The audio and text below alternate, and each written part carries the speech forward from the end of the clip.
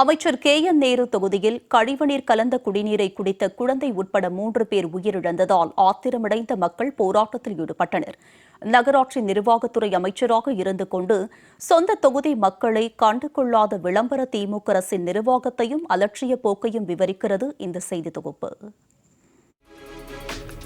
விளம்பர அரசு ஆட்சிக்கு வந்த நாட்களிலிருந்தே சொல்வது ஒன்றும் செய்வது ஒன்றுமாய்தான் செயல்பட்டு வருகிறது. தேர்தலுக்கு முன்னதாக கொடுத்த வாக்குறுதிகளை எல்லாம் காற்றில் பறக்க விட்டுவிட்டு பணத்தை கொள்ளையடிப்பதிலேயே கண்ணாய் இருந்து வருகிறது. சாமானிய மக்களின் வயிற்றில் அடித்து தன் வயிற்றை நிரப்பிக்கொள்ளும் திமுக அமைச்சர்களின் அலட்சிய போக்கு நாளுக்கு நாள் அதிகரித்துக் கொண்டே இருக்கிறது.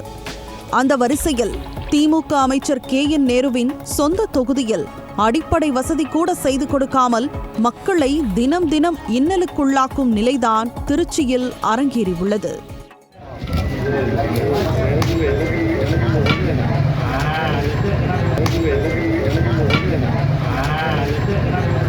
நாளை லீவு தான்.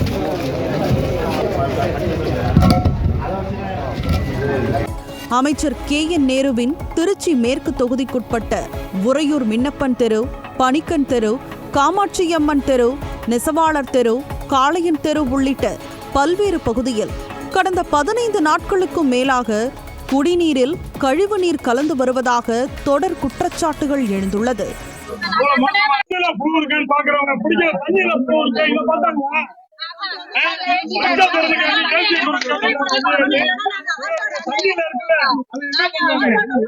இது தொடர்பாக அப்பகுதி மக்கள் மாநகராட்சி அதிகாரிகள் மற்றும் திமுக வார்டு கவுன்சிலரிடம் பல முறை புகார் அளித்தும் அவர்கள் எவ்வித நடவடிக்கையும் எடுக்கவில்லை என கூறப்படுகிறது.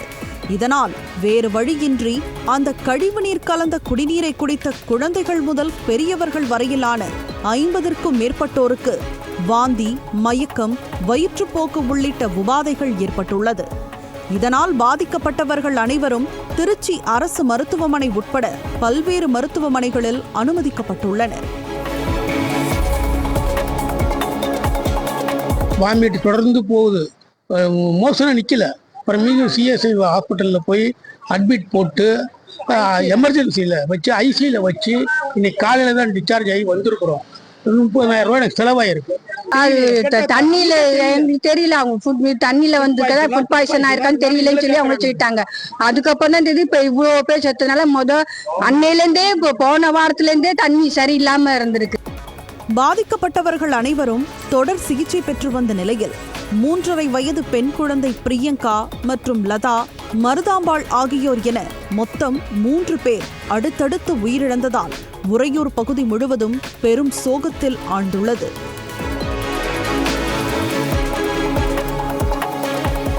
இந்நிலையில் போர்க்கால நடவடிக்கை எடுக்க வேண்டிய மாநகராட்சி அதிகாரிகள் பிரெட், பரோட்டா உள்ளிட்டவைகளை உட்கொண்டால் வயிற்றுப்போக்கு உடனே நின்றுவிடும் என அலட்சியமாக பதிலளித்ததுடன் மெத்தன போக்குடன் செயல்பட்டு வரும் மாநகராட்சி நிர்வாகத்தின் இந்த செயல் அப்பகுதி மக்களிடையே கொந்தளிப்பை ஏற்படுத்தியுள்ளது.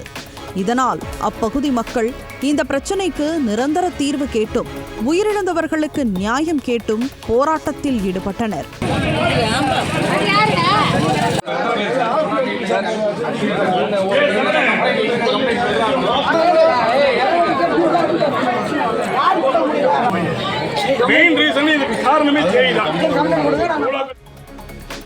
நகராட்சி நிர்வாகத்துறை அமைச்சர் KN நேரு தனது மாவட்டத்தை சேர்ந்த மக்களுக்கே அடிப்படை வசதிகளை செய்து கொடுக்கவில்லை என்ற குற்றச்சாட்டு நிலவி வரும் நிலையில் திமுகவின் ஆட்சி எப்படி புரையோடி போய் இருக்கிறது என்பதற்கு இந்த ஒரு சம்பவமே சாட்சி.